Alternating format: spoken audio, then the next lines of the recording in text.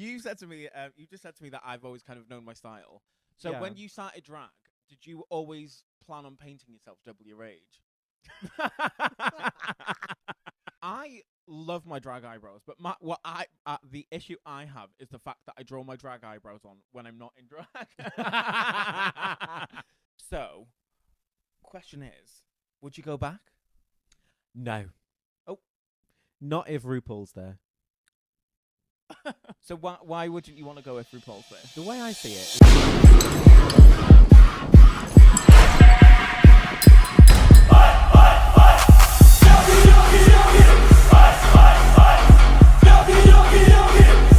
Get ready for this spoonful. Hello everyone, it is Actavia and welcome to another episode of The Spoonful. So, today's guest is a bad girl and she needs to be punished. Yeah, I do. Sorry, I had to. She is a singer, she is a seamstress on the best of days, and she is a fantastic musician. From Drag Race UK Series 7, it is Viola.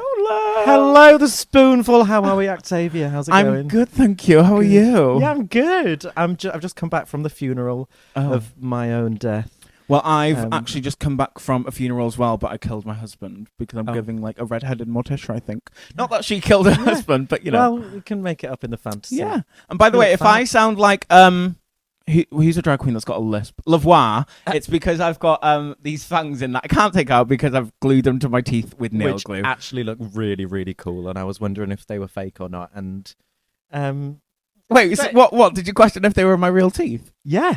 Did you really? Yeah, I thought they were full, you know. Oh, thing, no. You know. Good old Amazon next day delivery. Great. But anyway, how are you, my love? Have you been? I'm good. I'm Good. doing well. It's been, episode 3 came out last week. Yes. Oh, no, 2 weeks ago. Oh, Well, yeah. Yeah, and it's been fun. It's been fun reliving my trauma on the TV. But yeah. Okay, well, obviously, we will get on to Drag Race. And if you don't know Viola, which you stupidly should, she is currently on Drag Race UK Series 7. And just to confirm again, just to you and the audience. Well, Yeah. still the cast. Just for you and the audience as well. So the premise of the show is just to kind of get to know my guest a little bit better through starting from the beginning and just having a bloody laugh while doing it.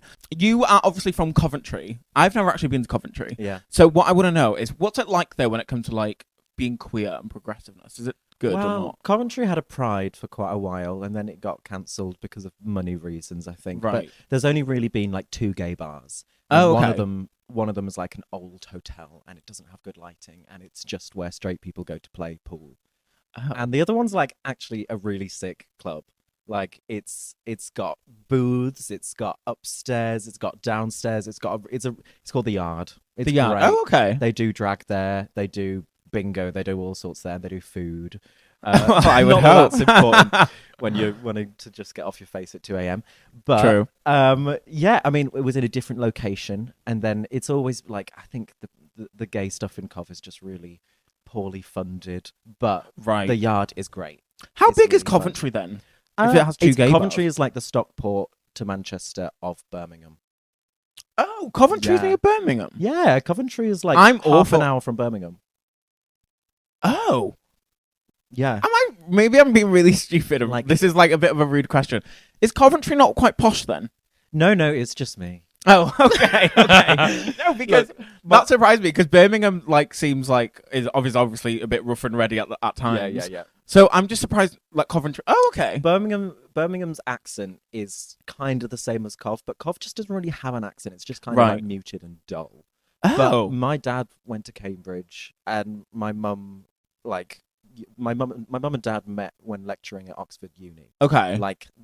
My dad came from the South Coast, where they all sound like this, and Oh, okay. then he changed the way he spoke when he went to Cambridge because that's what he wanted to do, and then that's how he brought us up. Like, I remember my dad saying, I would say Bath, and he would say, "What are you on about?" Well, he would say, "What are you on about?" And I'd have to say Bath.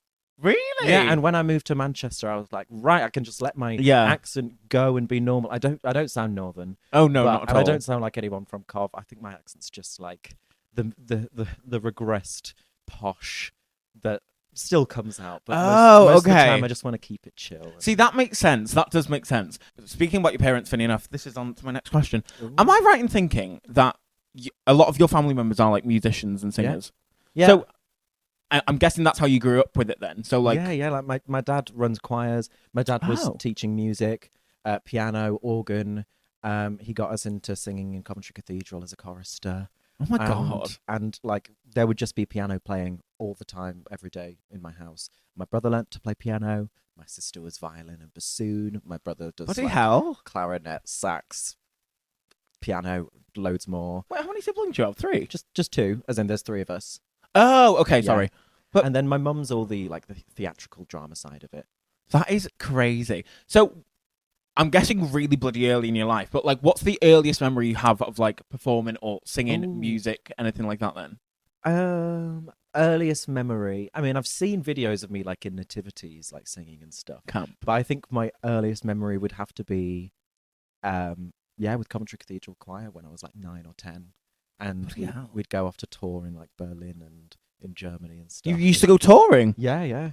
Jesus Because Christ. Coventry Cathedral's like it's a big name. Oh, okay. And because of the Coventry Blitz, they have lots of connections with German cathedrals. Right. So we'd do swaps, and we'd have German choirs come over and sing at our cathedral, and we'd go over and sing. Like in my first 2 years as being a chorister, I was in Germany singing in cathedrals and choirs and Bloody hell. doing like the war requiem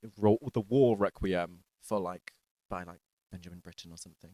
And it was all about peace and reconciliation between Coventry and Germany. Were you like the typical theatre gay kid then? Well, yeah.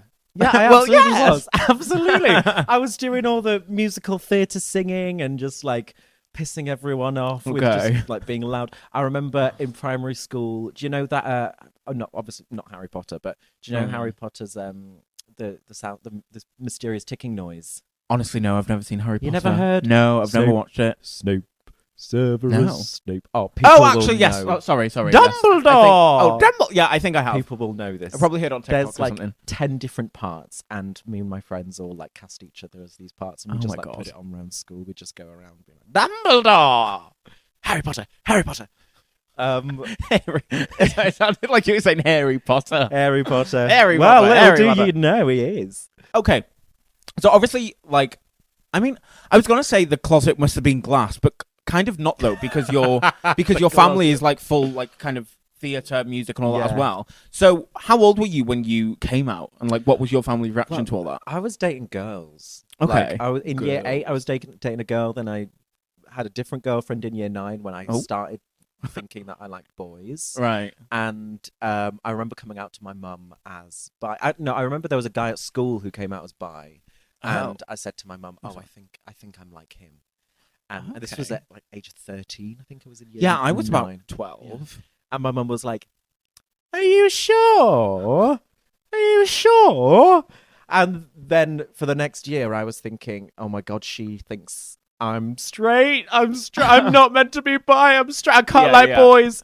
Until I then came out as gay, and then I realized my mum wasn't saying, "Are you sure?" because she wanted me to be straight. She was like, "Are you sure you're not just gay?" Oh, I mean, when I came out, my mum kind of did the same, but it was more so because of I was so young. But then when I was older, she then turned around to me and was like, "Yeah, I wasn't surprised." It was like, "So why were you making me question it so much then? Like, just leave me alone." Oh, that is strange. How old were you when you came out gay? Sorry. 14. Oh, okay. I came out as bi and I came out as gay both times in the car with just with mum or just with dad. What was your dad's reaction then? Oh, my dad's reaction was like shock, and Okay. he was absolutely fine with it. Yeah. But he just absolutely did not know what to say. Yeah. And he was just like, "Oh yeah, it's fine, yeah, whatever you want, whatever you want to be, yeah, it's fine, I got nothing, no problems, yeah." And he just kept speaking and speaking. I was like, "I know you're fine with it, Yeah. just relax. I'm not going to assume that you're Yeah. homophobic." Because he's been great. Like he's not always been interested in like the drag, Yeah. and, like all the gay stuff, but he's never, never. Well, I was going to ask you about that because you've grown up with like such performers and like musicians and things like that. What was your family's reaction when you kind of took that but did it in a different way and did it through drag? The thing is, I was dressing up as an 8-year-old You were dressing up as an 8-year-old. Wow. Yeah, I love that stuff. I made TV shows. I did the news. I did the news as a character called Amanda Big Boob. And I was wearing this blue turtleneck, and I just had like kitchen bowls here. Just like bowls from the kitchen, and I just like make sure they like stay up with my top, and I would call myself Amanda Big Boob.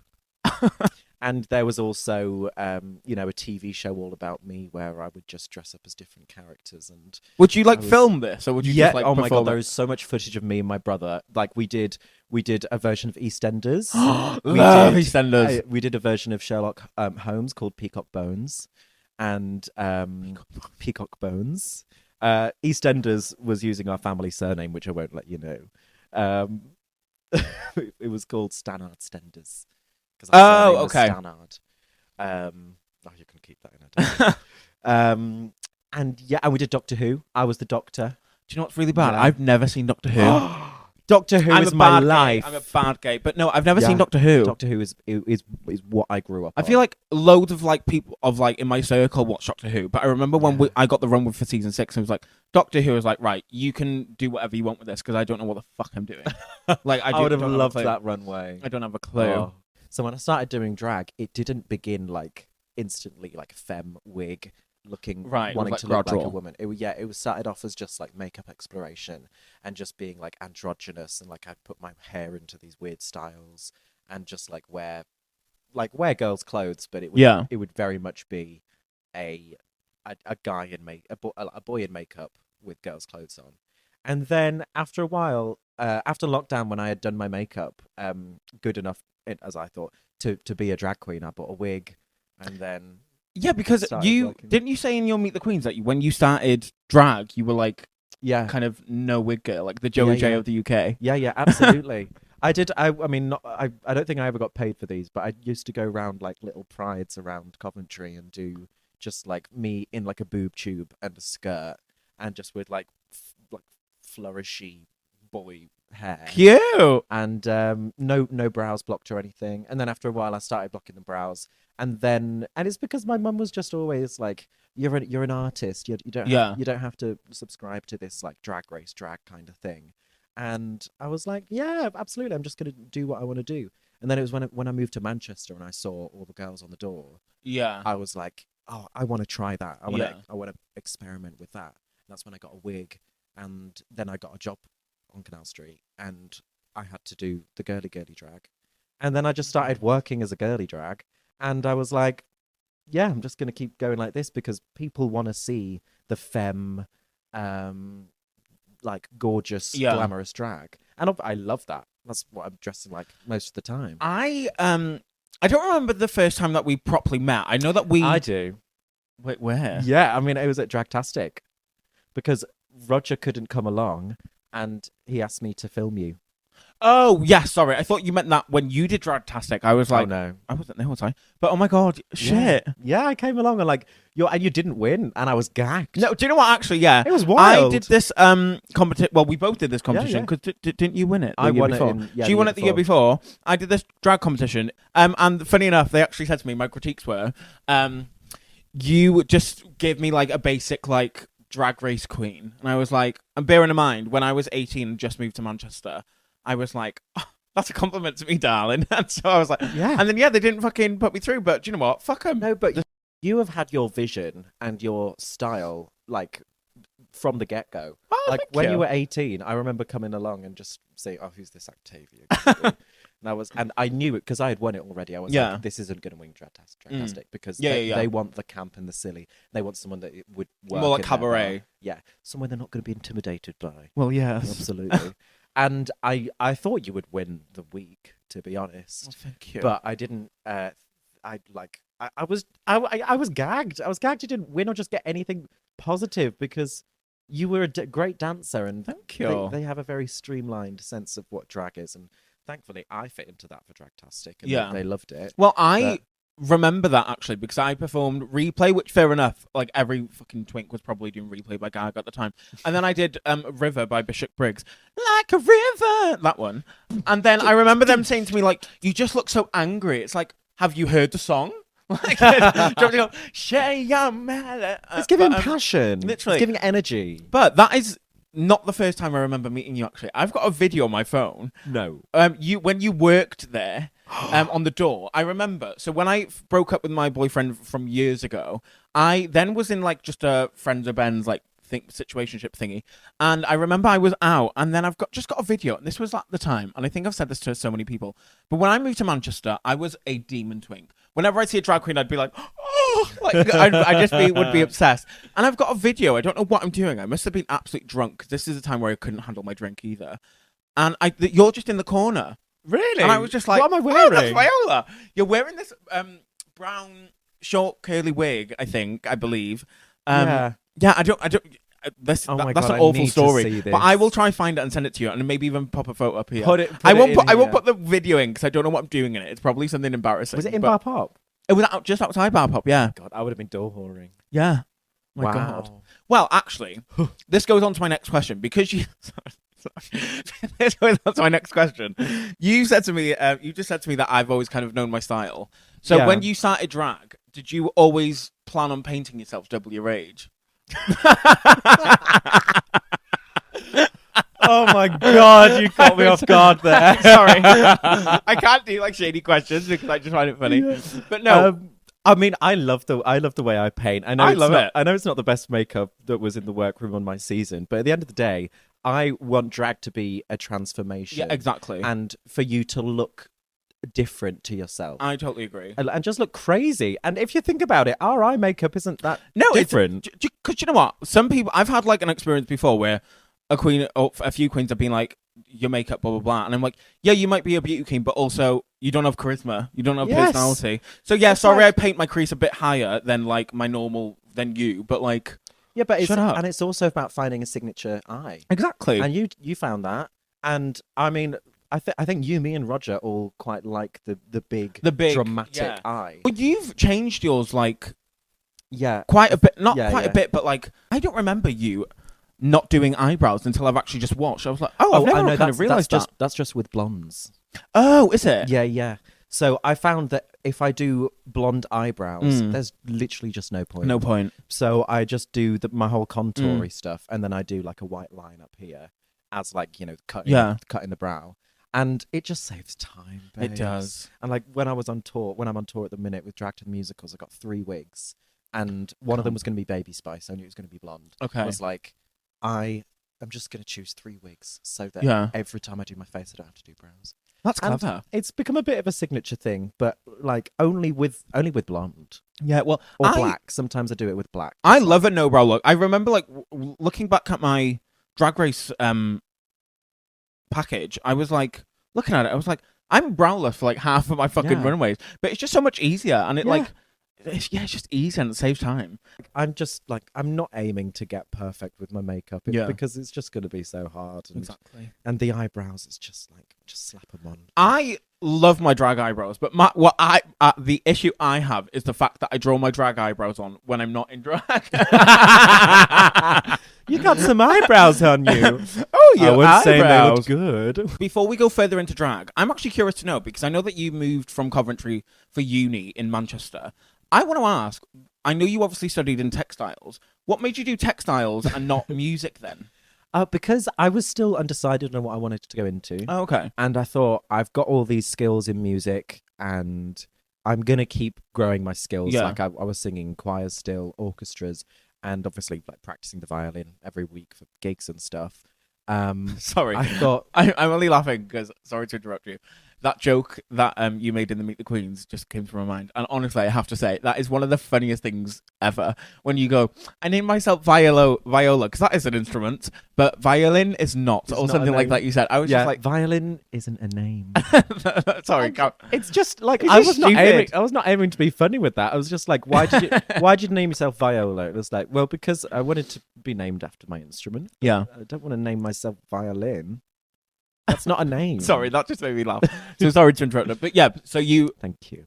with uni, so you took textiles. Oh yeah, so I decided to do textiles just so I could, I suppose, like have my fingers in more pies. Yeah. So I could still be learning about the sewing and like the fabric construction, which is what I was learning at uni, and then still in my outside of uni be singing and performing and doing all the makeup and all the looks for drag racing, for drag and everything. For Drag Race. But I knew I was going to be on, yeah. We will obviously get into Drag Race, but God. in 2023, I believe that's the correct year, you did get on Queen of the Universe. 2022 we filmed. Oh, okay. And then it came out in 2023. Okay, stunning. Well, when Queen of the Universe, R.I.P. I don't know, I don't know why I went R.I.P. That is two totally different things. But when did you only audition for Queen of the Universe once? Yeah. Oh, okay. Were you surprised? You got on? Or were you like, no? I've got I this? was so surprised. Really? Because it's the whole UK. Oh shit! Yeah. Everyone in the UK, well, not everyone, every singing drag queen who wants to apply went for it. I don't know the number of how many people were on it, but it's not a cast of 12 where they're trying to get a range of different drag. Yeah. They're getting one person. Oh yeah. I was not expecting it in the slightest. When you were getting ready for that, like, how obviously, again, we'll get onto Drag Race, but like, when you were there and everything, what was your experience filming Queen of the Universe? I know that's such a generic question. So much fun. And so relaxed as well, because we had COVID, so we had to... No, I didn't have COVID. Fuck yeah. We had the COVID rules, so we had to be in our rooms for... I think it was only 3 days by then. Okay. But, without seeing anybody.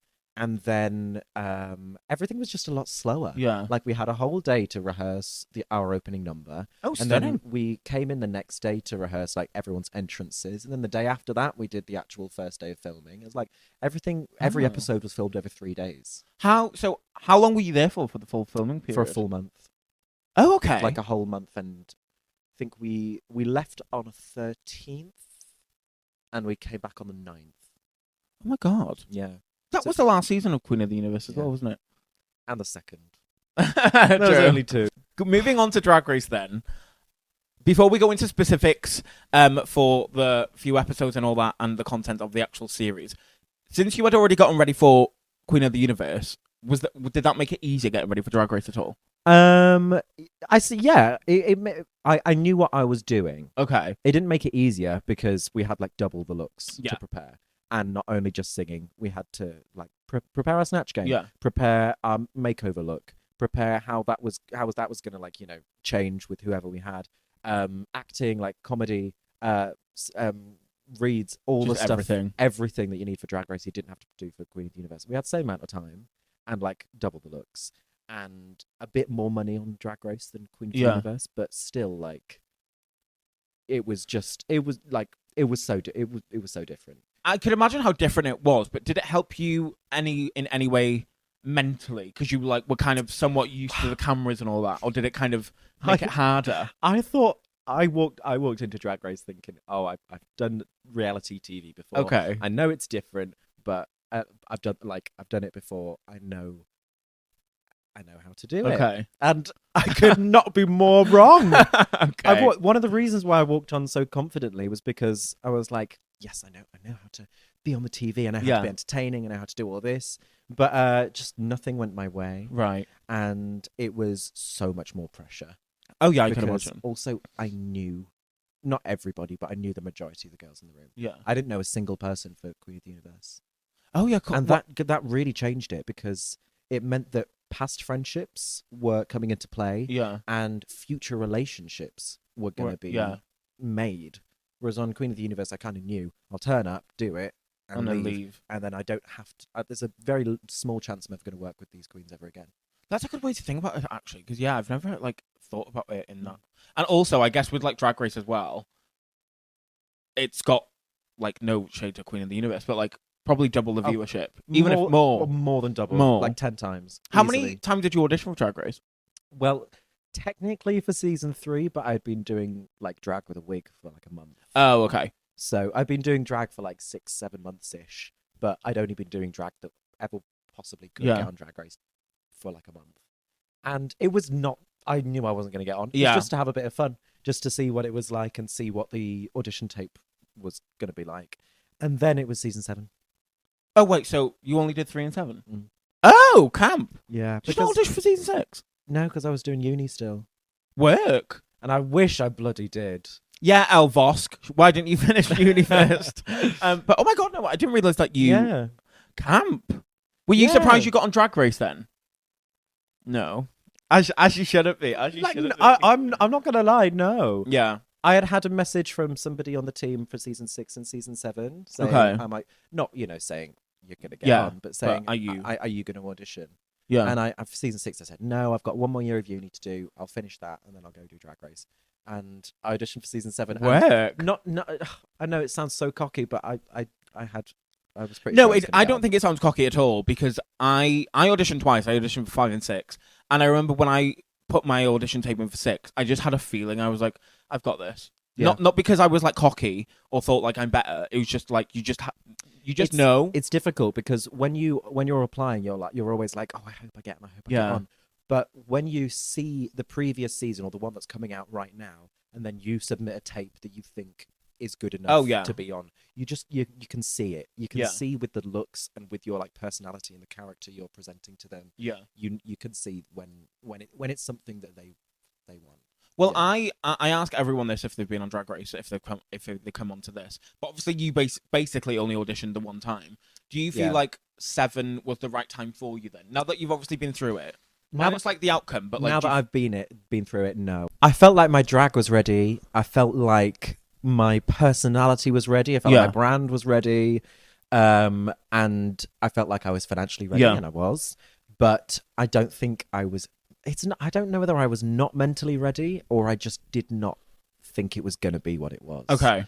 But you hear so much advice from people. Oh, yeah. And I had lots of people around me who had been on the show that, whether they knew I was going on or not, I was asking them about it. Yeah. And I thought I was ready for the pressure. Yeah. And when I turned up, I don't know, it's like, I think I would have reacted the same anyway. Yeah, like realistically, if that happened on Probably. season 8, I think I would just be the same, because there's nothing can prepare you for being away from your support system. No. Yeah.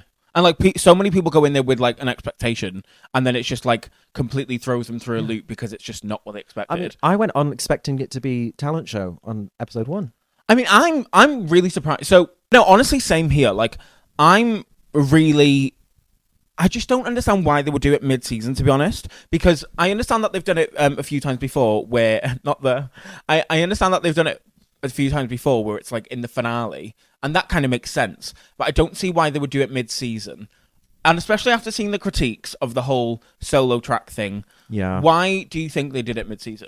I think they saw story opportunities with it. Yeah. I think they saw the opportunity for people who may have presented weaker tracks to them to create a storyline for that character around them being in the bottom or somebody being in the top or something. Yeah. I don't think it would have hindered the season if I was in the top on week 1 for the talent show. Not saying I would have won it. No, anything, I honestly think but like you would have been. Yeah. Especially if the critique in that episode was the fact that they're sick of like the lip syncy just solo tracks. Yeah. Well, like, I was going to do. You would have been one of the people that were different. Yeah, I was going to do half violin, and then I was going to do a reveal, and then I was going to sing for the rest of the song to an original song called "Pluck It Up," and then the last line of the track goes, "And don't pluck it up." Camp. Is it on Spotify? It's on Spotify, Apple Music, YouTube. Go find it. "Pluck It Up" by Viola. Go find it. And before we carry on with the conversation, also, if you were not following Viola, go fucking do it, because I'm not even just saying this because she's with me right now, and I've said this to you before, but her social media content, even though that she might already be out and eliminated, your social media content is amazing. She does covers and everything every week of every lip sync song. So go fucking follow her and go stream the song, bitch. Thank you, Aki. It's all right, love. But yeah, carry on with what you were saying about the talent show. So you think it was like storyline? I think they saw opportunities to have good story in it, and I mean it's new and it's fresh to have the talent show in the middle. And I suppose that's intriguing for a season. I guess. But at the end of the day, I think it's so unfair that 12 people prepared a talent show. Because I think you do a lot of that time prepping for Drag Race is the talent show. Now that you know that you've got it, and that's also the reason I went for season 7. Yeah, because the reason I was thinking, oh, am I ready for season 7, or should I wait a year or so? But when I saw season 6 with a talent show, I was like, well, there's a guaranteed positive for me. So even if I go home first, even if I go home second, I will have been able to show my talent show. Yeah. And they just, flicked my idea into the ether. I don't think you're going to take this as shade because you agree, but see, episode 1 of season 7 is one of the worst rated episodes or premieres of all time. And I'm just saying this because I generally feel like most people agree, even the girls on the season, especially you. I feel like if they did start off with a talent show, that would have been a lot different. So what did you think of the first challenge that they gave you when you were there, and second of all, when you've watched it?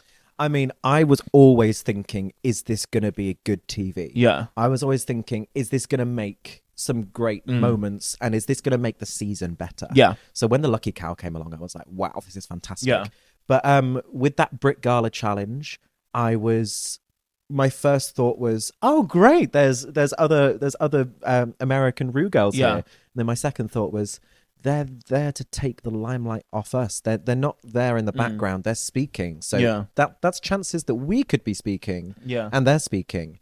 And also that just apart from Elle, I think most people agree that the conversations were really difficult to have. I think I said this to Charra on the review shows that we were doing of season 7. I just feel like the challenge was so weird. It wasn't even like an interview challenge. It was just more of a case of like, you're in front of these queens that you've watched. It's your first time ever on Drag Race. You're probably feeling really intimidated and nervous as it is without them being there. So it wasn't an interview. It was more so you're reacting to them being shady cunts to you. Which, fair enough, it was funny, but to you as a challenge, that's not any good. Yeah, because they prepared us with a couple of questions, and then there were going to be some that were thrown out. So I think there were 4 questions per queen, and I thought it was just going to be, "Oh, tell us about yourself." Yeah, that's nice. What are you doing here? Like, I thought it was going to be like an interview. When I had heard like about the challenge, I was like, oh, it's going to be like a pageanty interview thing. I was like, that's quite camp. But then watching it, I was like, what is this? Like, you poor girls. And I get it from the other girls. I think Plain Jane put out a sort of TikTok out about any chance she's in front of RuPaul, she just wants to make RuPaul laugh. Which, fair enough. Fair enough. I wanted to make RuPaul laugh too. But RuPaul was just laughing. RuPaul was just laughing. Yeah. It wasn't at my jokes. It was just at me being a bit silly, really. Okay, well, moving on to episode 2. So, episode 2, let's be honest. It was a difficult episode. The Viola show! It was a difficult episode for you, but honestly, it kind of was the Viola show. So, episode 2 was obviously the sewing challenge. And as we spoke about, as you said on the episode, you had experience in sewing and things like that. What do you think went wrong, or what would you change about it now? Okay, so what I would change is not mentioning my degree. Okay. Or not saying I had any skills in it or something. Yeah. Because obviously that just makes me look crazy when I did such a terrible job. Because I walked into the design challenge thing with no preparation. Yeah. I had my pattern pieces, but I had just come back from doing, spending 3 or 4 days on an outfit. Yeah. Or spending a whole week on an outfit for Drag Race. And I was not in the mentality of, let's do something within this small time frame. I was in the mentality of, let's show the girls that I'm incredible. I can do this, I can do that. And when it started going badly, I was perking myself up. I was like, oh my, I've got a degree. I've got a degree. It's going to be fine. It's going to be great. It's going to be major. It's going to be great. I've got a degree. When in the process of it all, did you start to think, oh shit? At the very beginning. Very beginning, because of the mini challenge. Like that whole day was just a domino of things going badly. Let's go to the mini challenge then. So obviously, Catrin voted for you for, what was it, the most distasteful? Is that right? Most distasteful. And you said in your confessionals that you thought she was just kind of doing that just to get under your skin. Watching it now and everything, do you think Catrin really thought that of you out of all the queens? Or do you think, she was just kind of... I mean, I think she's got no taste. So I feel like she has no qualification. Do you think she actually thought that you had one of the worst looks? Or do you think she was just generally randomly trying to pick on you? I think she was just randomly going for me. And she told me this after filming. She told me that she picked me and one other queen to just pick on, and just to really wind up. Okay. And it makes sense because on camera, off camera, we were being friendly, and then she would just come in with these like little biters to just piss me off and make me get in my head. And that is her comedy to a T. That is that's how she communicates. And I had never met her before. I knew about her. I knew she was camp, and I knew she was a comedian, and I know she's hilarious. Yeah. But I had never met her before, and I didn't know her style of humor. Okay. When you meet queens for the first time on Drag Race, you never know what's real and what's not. So the reason why that got to me so much is because I couldn't tell that she was taking the piss. Yeah, and I was also, when after we finished the mini challenge, I was going around to the girls like, do you agree? Like, is she right? Is she just getting in my head, or was it actually one of the worst looks? Because when you're safe, you don't really know. Oh, no. And obviously, the cast was very supportive. It was a lovely group of girls. Yeah. But everyone's so focused on themselves. No one has the time to go and say, that's really good. Oh, that's really good. I really like yours. Like, no one's doing that to each other because, why would you? You're focused on yourself. You obviously give queens compliments now and then and stuff, but I was very worried that, like, I was not giving with the outfit. Okay. And I thought I was giving, and the Twitter polls agree. I honestly loved it, and I was so gagged when I seen your reel of you doing it. I was like, wait, what? Well, it's because it's also because I did it. I made it myself. I was like, she knows I've made this myself, and she's chosen the first category that's out there. She's chosen to just to vote for me. And let's be real, with the episode 1 looks, I'm not the worst. Oh no. And okay, who would you say was the worst? I mean, it's not a hard answer. I've literally just said I loved her, but Nyong Bella's was bad. Yeah, it's Nyong Bella's. Yeah. But it's how I love her, Marie Antoinette.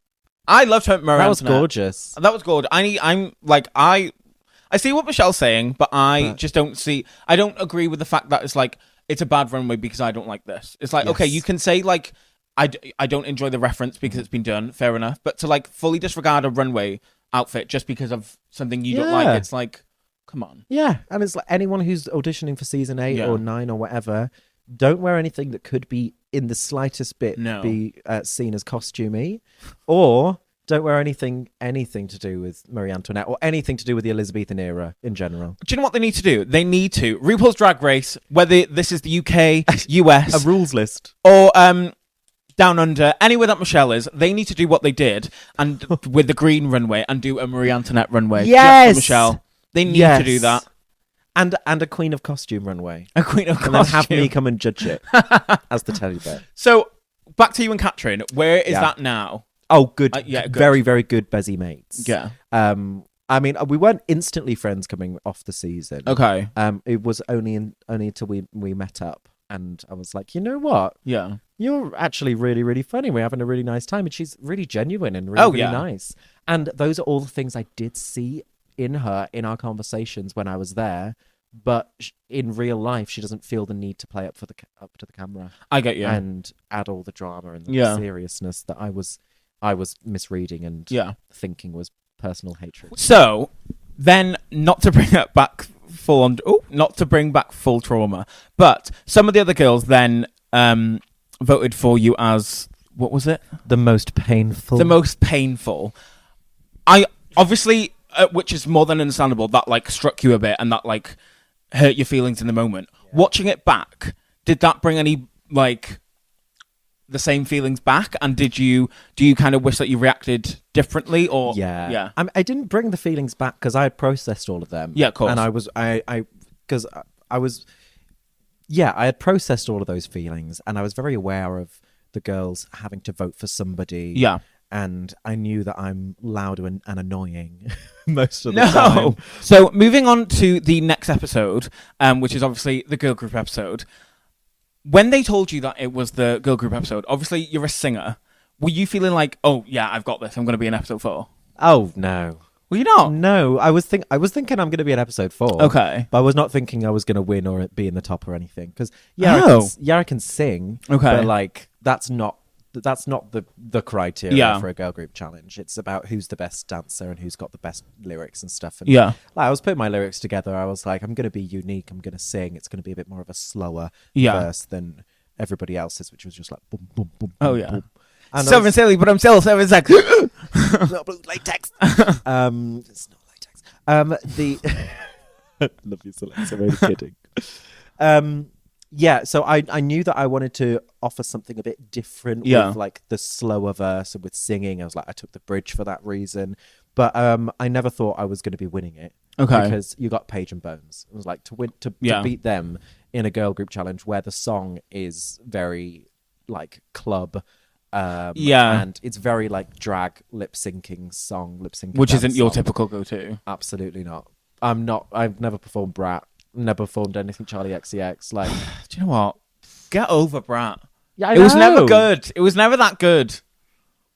I I'm thought sorry. Brat was quite good. I'm just so sick of it. I'm just so like. It is a bit like it was just the culture for the gays for a whole Just year. the culture, like, oh, there's was a some bit grass. Let boring. me take a picture of it and post it on my story and say, Brat, Oh, get a God, grip. Yeah, Get a life. I'm sorry. That was No, agreed. like, Agreed. I just think Brat is just like, right, move on, please.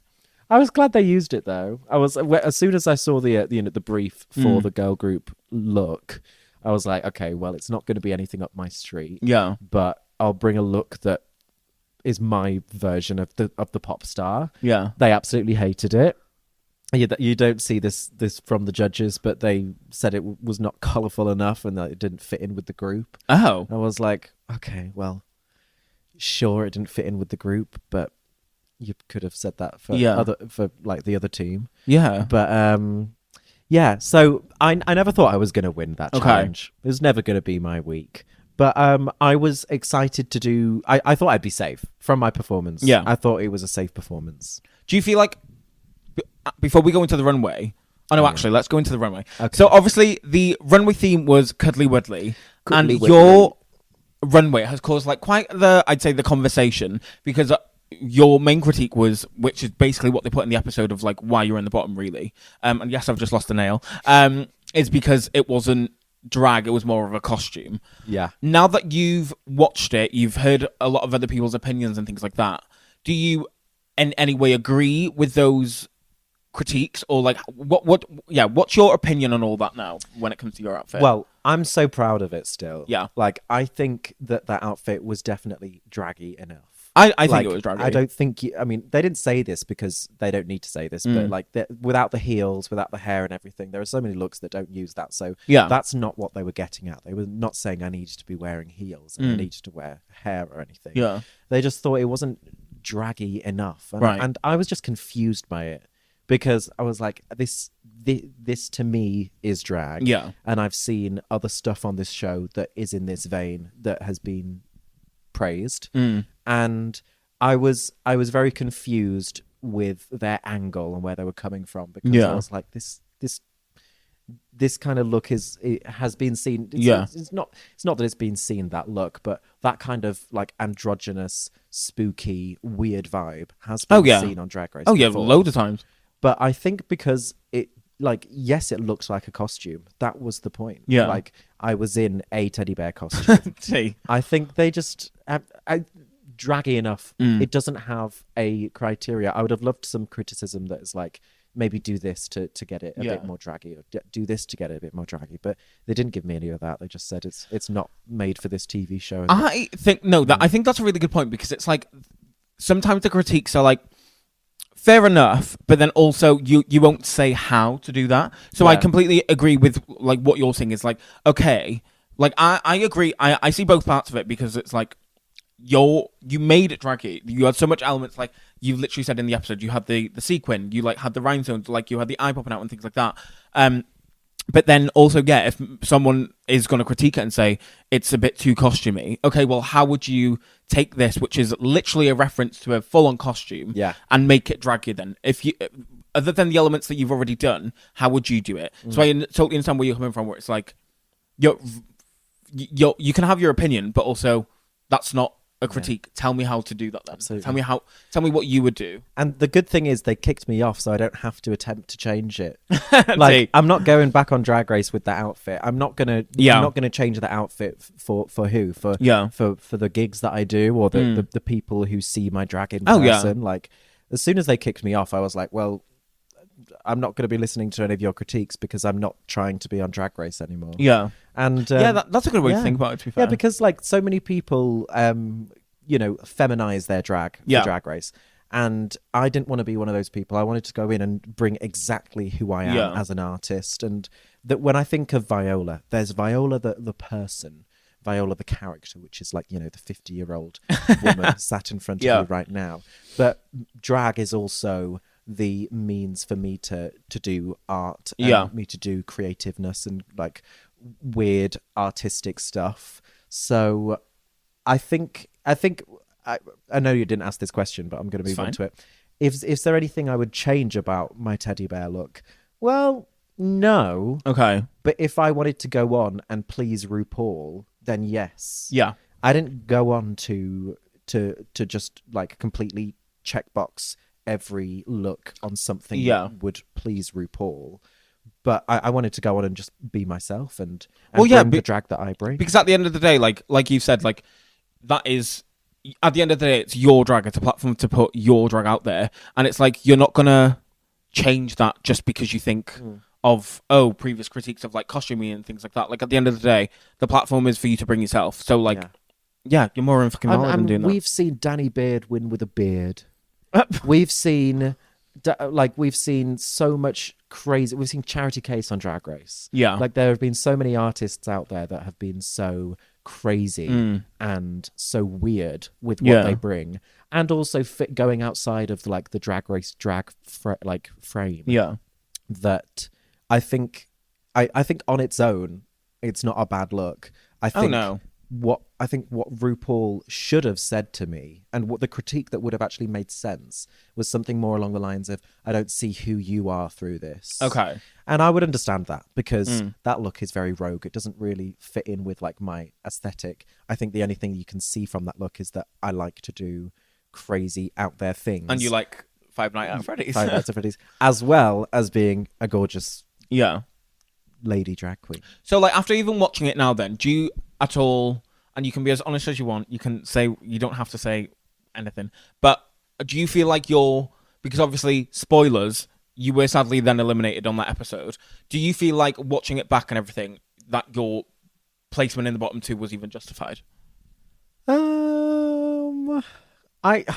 It's tough because like I think if it like the show completely judged by RuPaul, I think it's fair enough, because I clearly he didn't like my drag, he didn't like the teddy bear, he wasn't finding me funny, he didn't laugh at a single thing I said the entire time, so that makes sense. Yeah, but I call me delusional, but I still refuse to believe that I faded into the background of the girl group. I genuinely, again, I'm not even just saying this because you're here, but like I feel like that's just such a cop out because they could say that for anyone, and also it's like it's edited in a way where like you're zoomed in on some people that sometimes it's not like you're not seeing the full stage at all times during the number, so you can easily say that, but also it's like you can't really prove it unless you show us the whole footage of everyone at the same time. And they've obviously included me in the edit, but it feels like in lots of the group shots that they've chosen a shot where I'm not featured. Yeah. And I mean, watching the performance, I still don't think it makes sense, but it's not like I was front and center. Yeah. But like so many of us were not front and center because there's 6 people on one stage at the whole time. So, question is, would you go back? No. Oh. Not if RuPaul's there. By the way, guys, I'm just letting you know, I have actually already asked Viola this before because, again, I had issues with the camera. But I was really surprised. So please explain, because when you told me this, I was very much like a bit gagged because I've never heard someone say if RuPaul's not there. If anything, I've only heard people say they want people to go back if RuPaul's there, such as myself. I would prefer to go back if RuPaul's there. So why wouldn't you want to go if RuPaul's there? The way I see it is preparing for Drag Race is so expensive, so mentally taxing, so, emotionally draining. Yeah. There are so many things that I experienced on Drag Race that I don't want to experience again, full stop. Fair. And the fact that I did not impress Ru at all when I was there. He wasn't impressed by my looks, not by my personality, didn't think I was funny, didn't laugh at anything. Like, I'm not blaming Ru. Like, you didn't like my cup of tea? Absolutely fair enough. You didn't want to sip of the Viola tea, but fair enough. But why would I want to go back and compete in front of someone who I know I can't make laugh? And I suppose when I've told people this and they've said to me, oh, but you want to go back and impress and do better than last time. And it's like, well, doing better than last time basically comes down to the teddy bear, which is the reason why I was lip syncing and sent home. And it was like, I don't want anyone to be the reason why I should change my drag or anything. Yeah, like, I think that's a valid point. I think that if I was to do Drag Race and be successful at Drag Race, I would have to change a lot of my artistic vision with some of the looks, because some of the looks you're going to see later on the season are androgynous. They are costumey, and I have my boy hair out for one of them as well. Little sneak peek. And those are all things I wanted to bring to the runway of Drag Race to show that Drag Race doesn't need to be done in a certain way. Yeah. And as much as I do subscribe to that certain way with gorgeous blonde hair and nice makeup and all of this stuff, I wanted to come on with that look to say, oh, it doesn't need to be done this way. I can do drag without looking like a girl. Like a girl. Essentially. And I feel like that wouldn't be supported if RuPaul was there. Fair enough. So I would go do Canada's. I would go do... Canada's the only one without Rue and Michelle, isn't it? Oh, and Michelle's in there. I was going to say, would you do Down Under? But I guess not, because Michelle's there. So really, Canada... I'm not even going to say it, but you can't really do... It's not like you can do Latino Slater right now. Okay, so... To close then, I do like to play a few games. So the first... I love a game. You love a game. The first one is called Shady Superlatives. So do you know what this is? I do, because we just played it. Yes, exactly. But no, for you at home, Shady Superlatives is basically Viola just has to kind of like finish the question, basically. Gorgeous. Finish the question. That makes sense. So the first question is, who was the person that was most different on camera versus on camera? Right, I'm going to pretend like I'm going through my thought process that I was 10 minutes ago. Okay. I would say I don't think anyone was. Okay. I don't think anyone was completely different off camera. However, it would have to be Catrin. Okay. Of course, Catty feels, because the shade that she was dishing out to me on camera was it started off chill and just like lighthearted, and it was off camera chill and lighthearted. But as soon as we got to the voting and she revealed her opinions about my ribbon look and then started shading that look, I was like, where's this shade come from? Yeah. And then off camera, it would be all chill and lighthearted and funny bants kind of shade, which obviously still got under my skin and wound me up. But it felt like on camera, it was like a sudden shift of like, oh, this feels personal now because it's on camera, because it feels like you're actually trying to upset me because it's on camera. I get you. Yeah, and to be fair, if you feel like that at the time, you probably, because you're on camera as well, you're being a bit more aware of how you react, because you don't want to react in a certain way that would make you turn into a bad person. And it did. And episode 2 is all about me turning into a nasty person, because... But honestly, it was the Viola show. It was the Viola show. But at the end of the day, it brought out the worst in me. Fair enough. And that's the reason. And it does to some people. It just does. And also, again, if you've got a brain cell, you totally know that this is lighthearted. Catrin and Viola absolutely fine now. She's already stated. We are good Bezzy mates. But yes. So the second one is, the most likely queen to get cancelled from RuPaul's Drag Race UK Series 7 is... Nyan Bella. Nyan Bella. Why is that? Easily. Because of her tweets. And because, wild. I mean, have you seen her exit interviews? I've seen one of them, and she's very honest. She is extremely honest in her exit interviews, and like I made sure doing my exit interviews to be very to not come across as bitter or upset anyway, just be positive and like funny and laughy about it all. And she is definitely being funny and laughy about it all, but she is saying the truth, and she is saying, "Oh well, if the judges are commenting that you're fading into the background, then the edit's going to make it look that way, so the judges don't look stupid." Oh, it's like when I heard that on the exit interview, I was like, "Oh my god, I can't believe the BBC allowed that." But it's so true. Yeah. I'm not going to say anything else, because I love RuPaul, I love Drag Race, and I would love to come back at some point. And I love But yeah, Nyong Bella, love you to death, but she really just doesn't give a shit. No. I love her. The third one is, who was the queen that took longer to get ready on set? I mean, I was not really looking outside of my bubble because I was so busy and stressed getting myself ready. So I don't actually know. Okay. And I only had 3 runways to get ready for. Oh.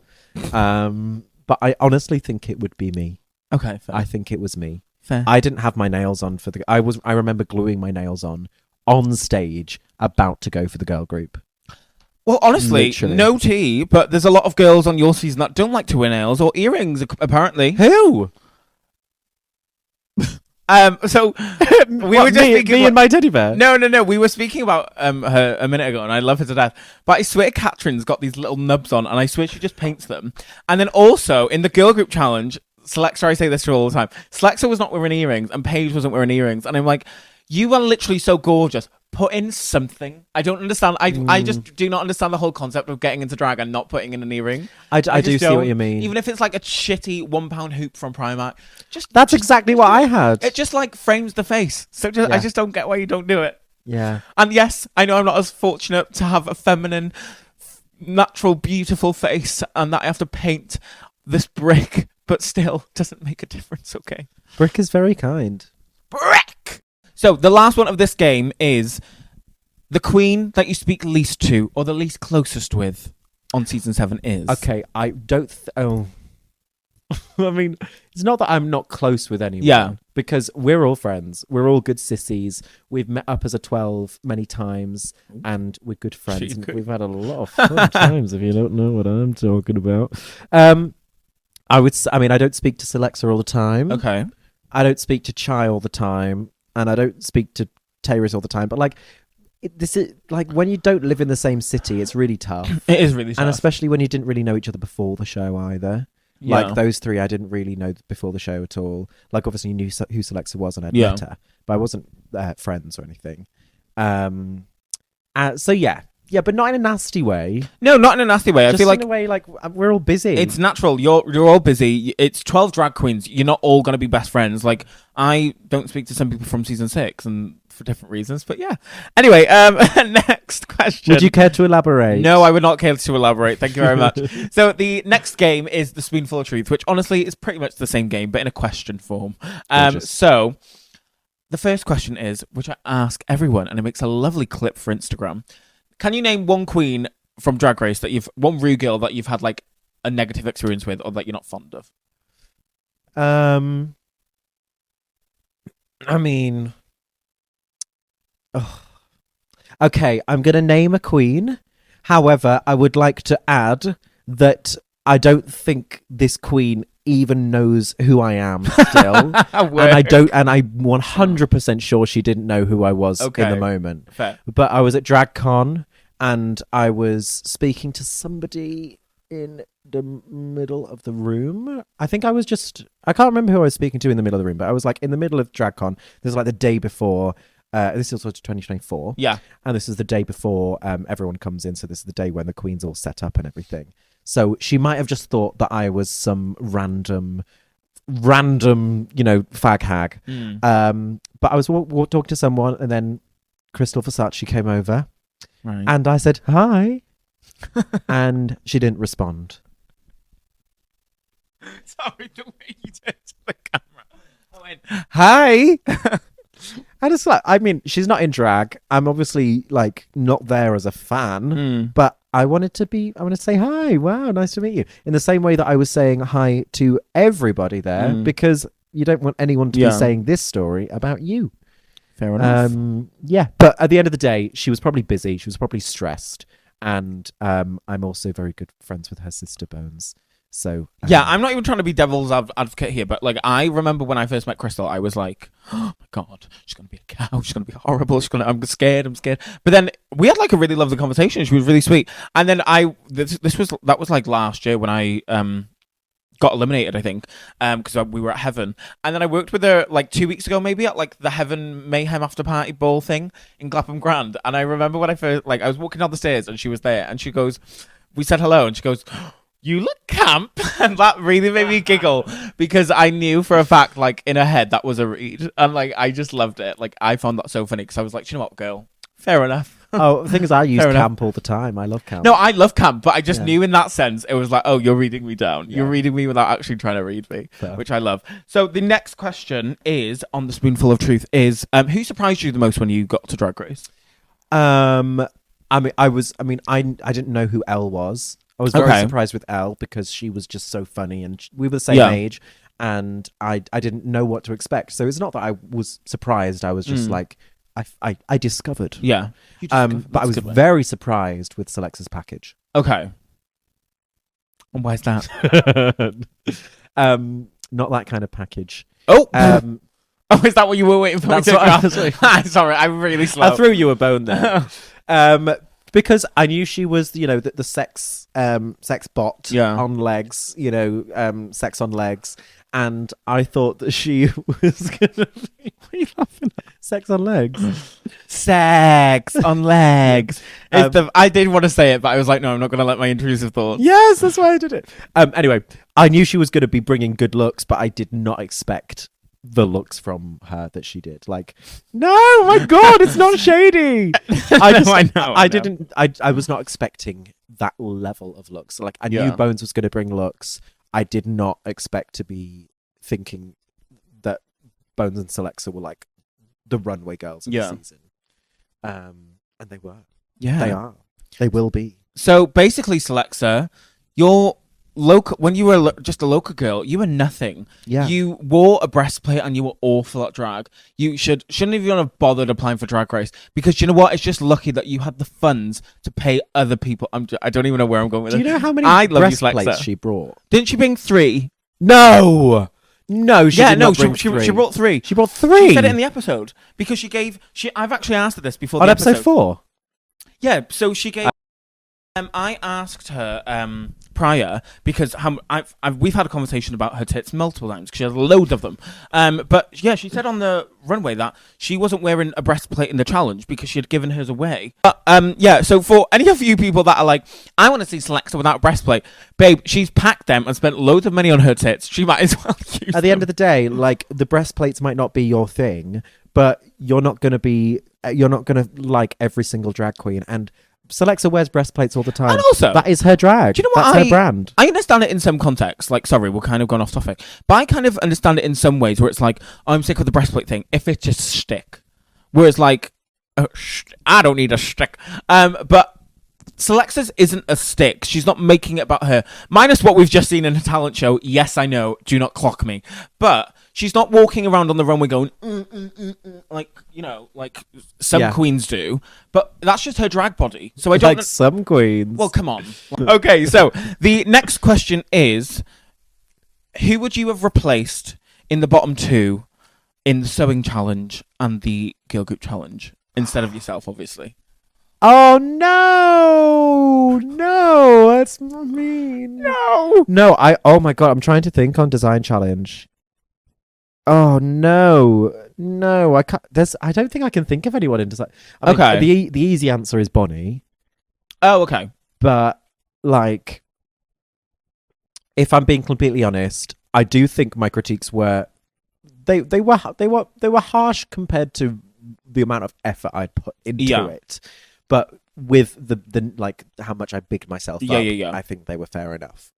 Because I talked such a big game, so I think I was fair enough in the bottom 2. But in the design, in the girl group, I would have to say Catty Feels. Her runway. We are good friends. We are Bezzy mates. I love her to bits. However, she knows that I wasn't a fan of her runway. Okay, that runway was wild. Thank you. But honestly, it was camp. I love her. I'm just such a shame that the cameras didn't get the fact that her neck wasn't painted down here. But I can't even read her for that because I was the same in my dragon thing. Oh, well, you know what I think. Oh. And the last question is, if you could only eat spoonfuls of one thing for the rest of your life, what would it be? Cheese of all kinds, of all flavors. Give me a camembert, give me a brie, give me a Stilton, give me a smoked cheddar, give me anything. I will scoff it. Stilton. Why did I think that was a meat? Stilton. Sirloin. No, Stilton. They put that in a pie. Oh yeah. Stilton and potato, Stilton and leek, mushroom and Stilton. What, mushrooms and cheese? Yes. Ugh! That is horrible. No, I think we need to go back to what she said on the first take. So of basically, this. guys, when Viola first said that cheese, I went, "What type of cheese do you like? Do you prefer yellow or orange?" And Viola was absolutely disgusted. Like, I've never seen anyone react like that in my life. Yellow or orange? Because I don't know. It's cheese. Joking. I'll just put it in my gob. Oh my god. No. There is cheese. Cheese is like wine. You can't just say, "Oh, what wine do you want?" No, you need to say, "Oh, I'd like a Rioja." Red or white. No, you need to say, "I'd like a Malbec," or "I'd like a Rioja," or "I'd like a Sauvignon Blanc." You cannot be saying, "I want orange cheese." I will. Something a 4-year-old would say. But anyway, Viola, I just want to thank you so much for being here, because genuinely, guys, you haven't seen how long this has taken, because I'm a pleb. And you know, it's me, it's a spoonful. So honestly, hand on heart, hand on leg, thigh. My diva. Thank you for your patience, because honestly, I really appreciate it. You're a bloody star, and I really appreciate you being here, and also just the patience. Thank you for inviting me, Actavia. It's been gorgeous to be here with a spoonful of something to discuss and chat. And you're not expecting me to sing Mary Poppins. See, I don't even know this. I've never seen Mary Poppins. Wait, you named yourself a Spoonful? Yeah, because the yogurt. But where can people find you? They can find me at Played by Viola on all social media platforms, on the Instagram, on the Twits, on the Tics, on the YouTubes, and the Snapchat. Unfortunately, no. No, sorry, you've just really made me think about Twix now. Twix? Yeah. No, I sound like the Twits. Yeah, you said Twits and Twix, didn't you? Oh, Tics. Tics. Oh, the TikTok. Sorry, I was just thinking Saturday while you were talking. I was like, white chocolate Twix. Anyway, but thank you so much for watching another episode of The Spoonful, or listening.